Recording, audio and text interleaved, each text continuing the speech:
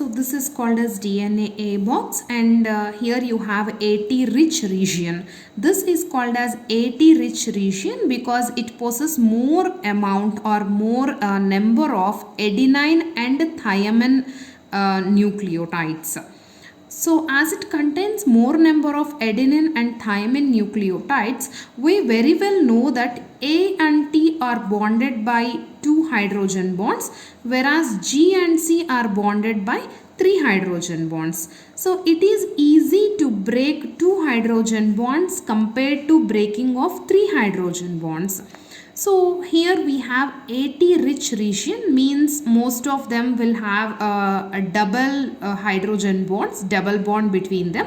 So that initially to melt this region, it will be very easy for the enzymes.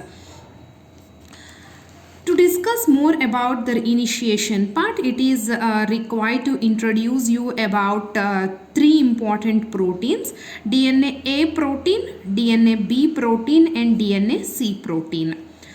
First of all, the DNA A protein is the one which recognizes DNA A box, and hence this box is referred as DNA A box because DNA A protein, or you can call it as enzyme, this comes and recognizes this sequence. It recognizes this particular sequence and it will bind at REC. What is it? DNA A protein. And then it binds at REC, and what it does is it is going to cleave the AT region. As I told you already, it contains more A and T nucleotides. So it breaks this enzyme DNA A protein. It tries to melt the hydrogen bonds between these A and T base pairs. Then what happens is DNA B, which has the role of helicase. Since we are talking or we are emphasizing about the replication in E. coli, the replication in E. coli will have, we name the enzymes in a different way.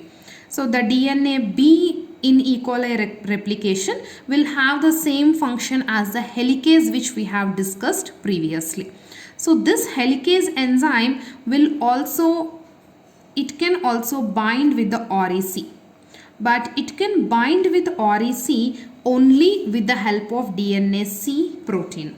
DNA C protein plays a primary role in allowing or in helping DNA B to bind at REC. DNA B is having the helicase activity, and DNA B will proceed like this, and it will melt the more number of nucleotides, the hydrogen bonds in its way.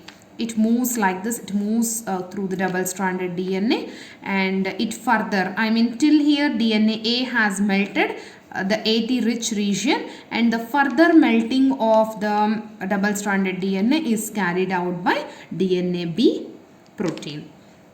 Then, as we have discussed already, single cell binding proteins are important because helicase has separated the 2 strands of DNA. Now to keep the 2 strands of DNA separated or to avoid re-annealing, you require single stranded binding proteins. Then comes the role of DNA gyrase, very important. So say this is the replication bulb. The replication bulb is nothing but the stretch of the DNA sequence which is separated. And here we know further that you have the DNA which is wounded on the both sides.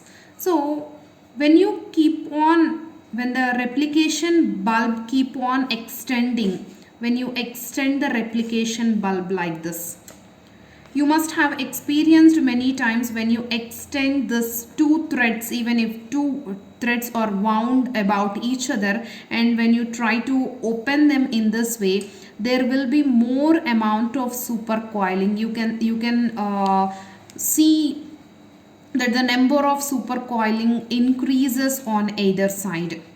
So this supercoiling has to be removed so that the replication bulb can proceed further, which is done by the enzyme DNA gyrase. DNA gyrase is a kind of type 2 topoisomerase.